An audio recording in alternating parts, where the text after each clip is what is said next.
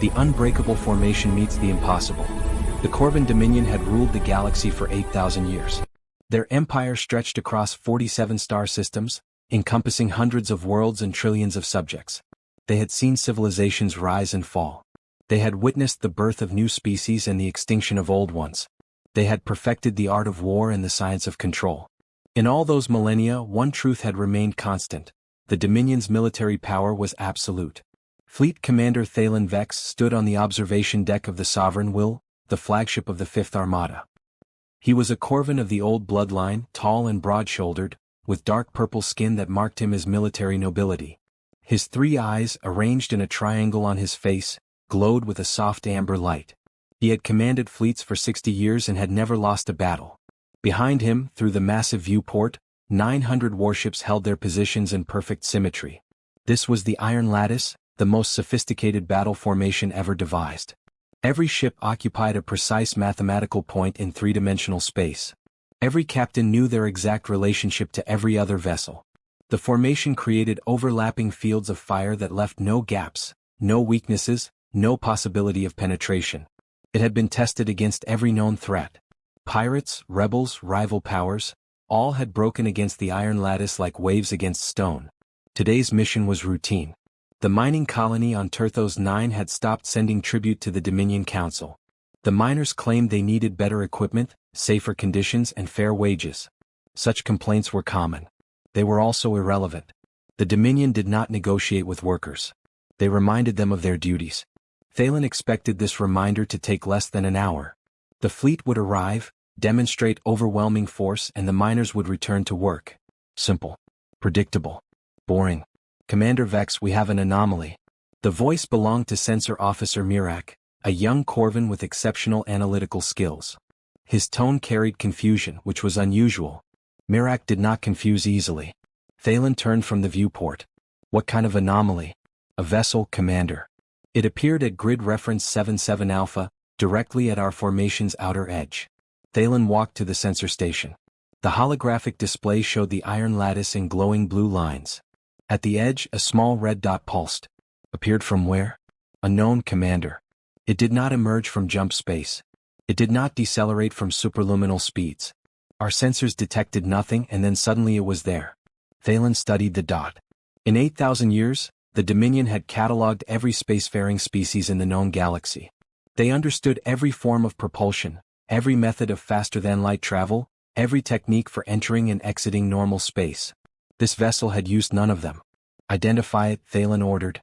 Mirak's fingers danced across his console. His 3 eyes widened slightly. Commander, the vessel does not match any profile in our database. The hull composition is unknown. The energy signature is unknown. The design is completely unfamiliar. That is impossible. Yet it is true, Commander. Thalen felt something he had not experienced in decades. Uncertainty. Show me the vessel. The main display flickered and revealed the strange craft. It was small, perhaps 30 meters in length. Its shape seemed almost random, with angular sections connected to smooth curves. The hull was a dull metallic color with no obvious weapons, no visible engines, no markings that Thalen could recognize. It looked primitive and advanced at the same time, like something built by a species that understood technology but approached it from a completely different direction. Hail them on all standard frequencies. Transmitting now, Commander. They waited. The strange vessel hung motionless among the massive warships of the Fifth Armada. It looked absurd there, like a child's toy floating among giants. Thalen almost smiled. Whatever this thing was, it posed no threat to 900 warships. No response, Commander. Thalen frowned. Send a tight beam message directly to the vessel. Order them to identify themselves or be destroyed. Mirak worked his controls. Message sent, Commander. Still no response. Very well. Move the Relentless Fury to intercept. Have them bring the vessel aboard for inspection. Yes, Commander. On the display, one of the destroyers began to break formation. The Relentless Fury was 300 meters of armored death, bristling with weapons and shields. Its captain, Vorin Kess, was a methodical officer who followed orders precisely. The destroyer approached the small craft with careful, measured movements. Then the small craft moved. It did not accelerate normally. There was no gradual increase in velocity, no visible thrust, no energy buildup. One instant it was motionless. The next instant it was moving faster than Thalen's eyes could track. The craft shot forward and dove directly into the heart of the iron lattice. Alarms screamed across 900 ships simultaneously. Captains shouted orders. Weapons officers tried to acquire targeting locks. Tactical computers attempted to calculate intercepts. The small craft wove between the massive warships like a needle through cloth. It turned at angles that should have been impossible. It stopped without momentum. It accelerated from 0 to near light speed in the span of a single heartbeat. The laws of physics seemed to bend around it. Thalen watched in frozen horror as the perfect formation collapsed. The relentless fury tried to follow the craft and nearly collided with the dreadnought Thunder of Ages. Both ships veered desperately away from each other. Two cruisers attempting to cut off the craft's path misjudged its speed and crashed into each other in a flash of fire and debris. A battleship fired its main cannons at where the craft should have been. The shots missed and struck a friendly destroyer, overloading its shields. The small vessel continued its impossible dance. It moved through the iron lattice like water through a sieve, never slowing, never hesitating, never making a mistake. Ships scattered in every direction. The mathematical perfection of the formation dissolved into chaos. Captains panicked. Crews screamed. Targeting computers reported errors. Tactical officers reported impossible readings. In less than 2 minutes, the formation that had never been broken lay in ruins. And the strange craft had not fired a single weapon. Commander, 9 ships damaged from collisions. 2 destroyers total losses. The relentless fury reports shield failure. The Thunder of Ages has hull breaches on 3 decks. Mirak's voice was shaking. The vessel is still moving through our formation. We cannot track it. We cannot target it. We cannot predict its movements. Thalen gripped the edge of his command console. His 3 eyes were wide with something he barely recognized. After 60 years of command, after hundreds of battles, after facing every threat the galaxy could offer, he was afraid. All ships, he said, and his voice barely remained steady, cease fire. All ships hold position. Do not engage. Repeat, do not engage. The strange craft continued to move through the scattered fleet. Then quite suddenly it stopped. The vessel came to rest in the exact center of where the iron lattice had been. It hung there in the void, surrounded by 900 warships as if waiting. Commander, we are receiving a transmission. Thalen straightened his uniform. Whatever came next would change everything. He knew this with absolute certainty. Put it through. A voice filled the command deck. It spoke a language Thalen had never heard, but the translation software made sense of it almost immediately. The voice was female, calm, and genuinely apologetic. Oh no, I am so sorry about that. Is everyone okay? I didn't realize anyone was out here. My sensors must need recalibration. Did I cause any damage? I really hope not. This is just a test flight. Thalen opened his mouth to respond, but no words came out. In 8,000 years of Dominion history, in all the accumulated knowledge of dozens of civilizations, nothing had prepared him for this moment. The universe had just become infinitely larger and infinitely stranger.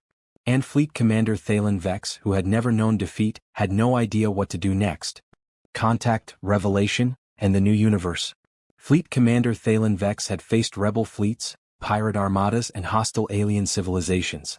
He had stared down planetary governors who refused to pay tribute.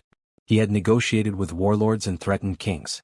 But he had never in his 60 years of service heard an enemy apologize. Unknown vessel, he said, forcing authority into his voice, you have violated Dominion space. You have disrupted a military formation. You have caused significant damage to our fleet. Identify yourself immediately. There was a brief pause. Then the voice returned and it sounded genuinely confused. Dominion? I'm sorry, I don't think I've heard of that. Is that a local government? And I really am sorry about the damage. I was just testing my drive system. I thought this area was empty. That's why I chose it for the test run. Thalen looked at his officers. They stared back at him with expressions of complete bewilderment. This was not how First Contact worked. The Dominion had protocols for meeting new species. There were threats, displays of power, careful negotiations, and eventual submission. There was never casual conversation and apologies. You claim not to know the Corvan Dominion, Thalen said carefully. The empire that has ruled this region of space for 8,000 years. 8,000 years? The voice sounded impressed. Wow, that's incredible. We've only been going to space for about 250 years. Started with chemical rockets, then fusion drives, then jump gates. This new fold space drive is completely different though. That's what I was testing today. It bends space around the ship instead of moving through it. Pretty cool, right? Thalen felt dizzy. 250 years.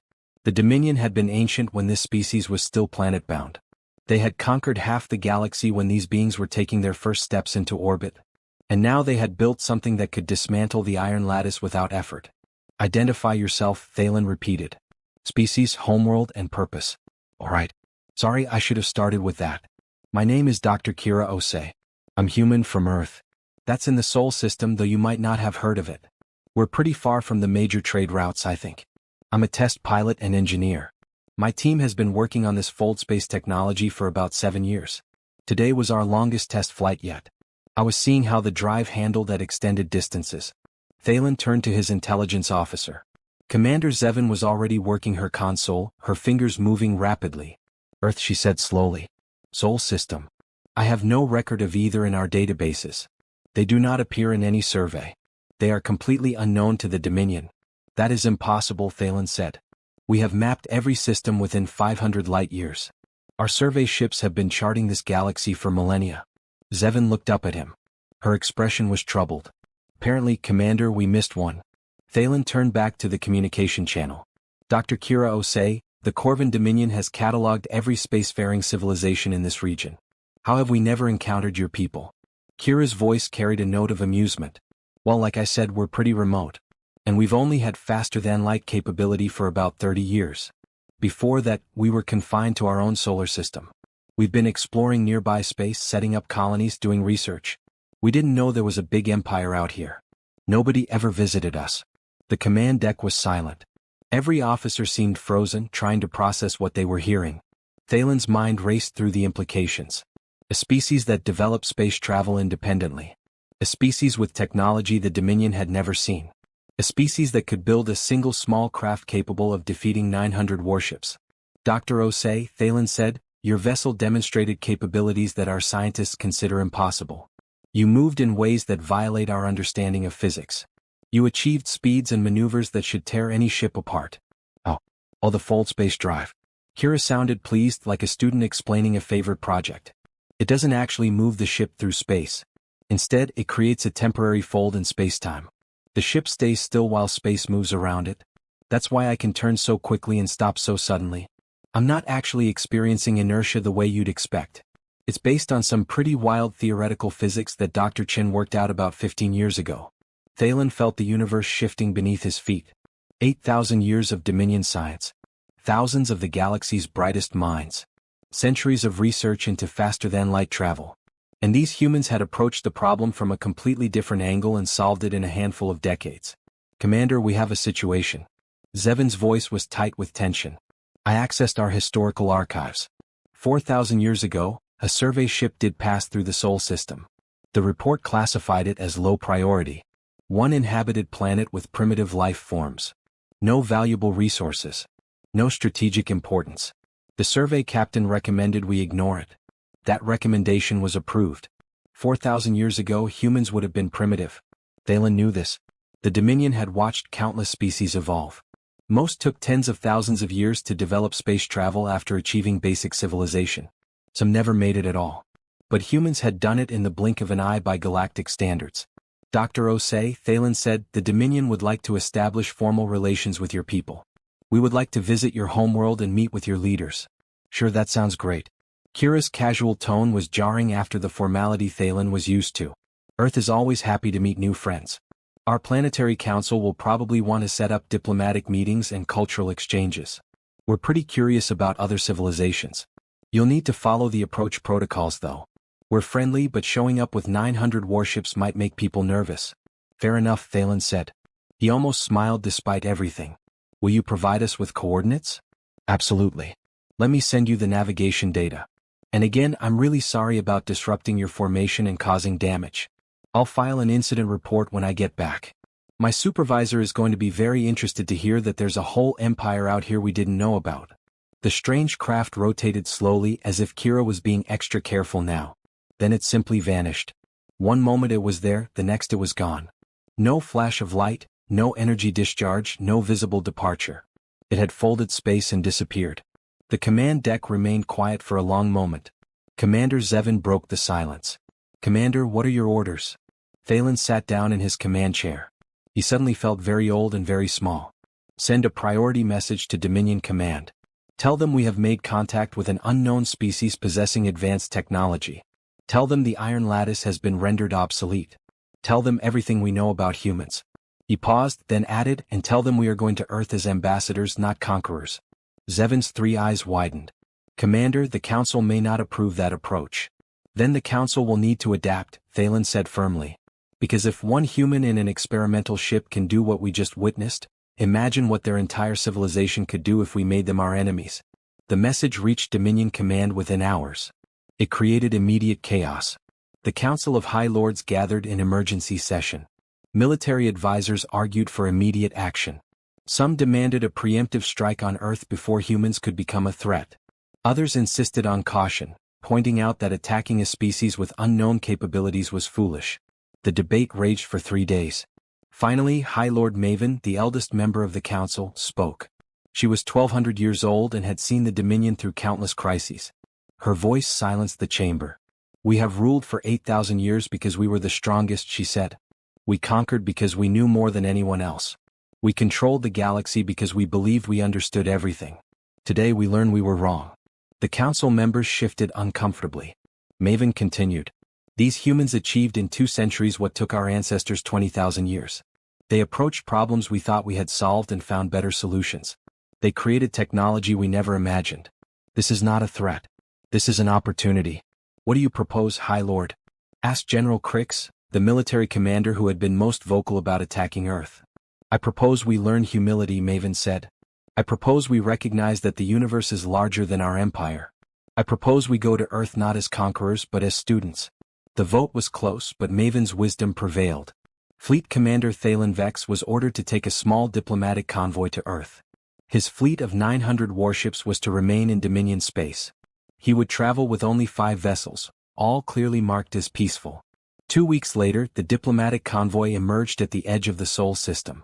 They broadcast their intentions on all frequencies and waited for permission to approach. The response came quickly. Welcome to the Sol system, said a friendly voice. This is Earth traffic control. We've been expecting you. Please proceed to these coordinates for orbital insertion. Our diplomatic team is ready to meet with you. Thalen stood on the observation deck as his ship approached Earth. The planet was beautiful, covered in blue oceans and green continents, wrapped in white clouds. It looked peaceful and unassuming. Around it, he could see orbital stations, satellite networks, and ships moving between the planet and its moon. Everything looked small and simple compared to Dominion technology. But Thalen knew better now. He knew that somewhere down on that blue planet, humans were working on things the Dominion could not imagine. The ship docked at an orbital station.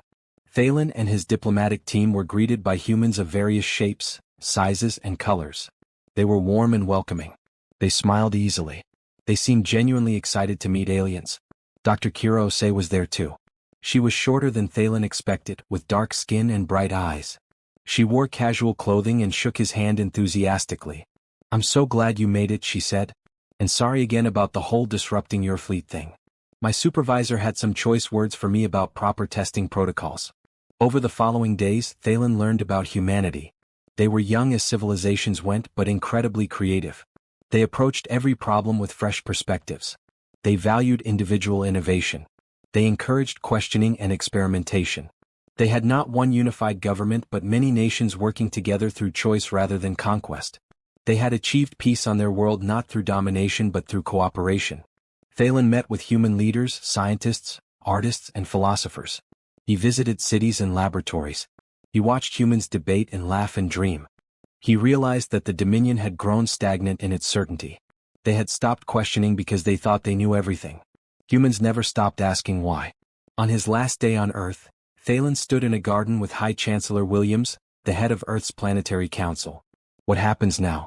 Williams asked. Now, Thalen said thoughtfully, the Dominion learns to be part of something larger than itself. We came here thinking we would teach you about the galaxy. Instead, you taught us that there is always more to learn. Williams smiled. We'd like to share what we know. And we'd like to learn from you too. You've been exploring space for thousands of years. You must have incredible knowledge to share. Thalen felt something he had not felt in decades. Hope. Perhaps this was how civilizations should meet. Not as conqueror and conquered, but as teachers and students, each bringing something valuable to share. The Corvin Dominion did not fall that day. Instead, it began to transform. The Iron Lattice was redesigned based on principles humans suggested. Dominion scientists collaborated with human researchers. Cultural exchanges began. Trade routes opened. And Fleet Commander Thalen Vex, who had spent 60 years enforcing the Dominion's will through force, became an ambassador for a new kind of empire. One that ruled not through fear but through cooperation. One that grew not through conquest but through friendship. The galaxy, Thalen realized, was far more interesting when you approached it with curiosity instead of certainty. And humanity, that young species from an overlooked planet, had taught an 8,000-year-old empire the most important lesson of all. There is always something new to discover if you are brave enough to look.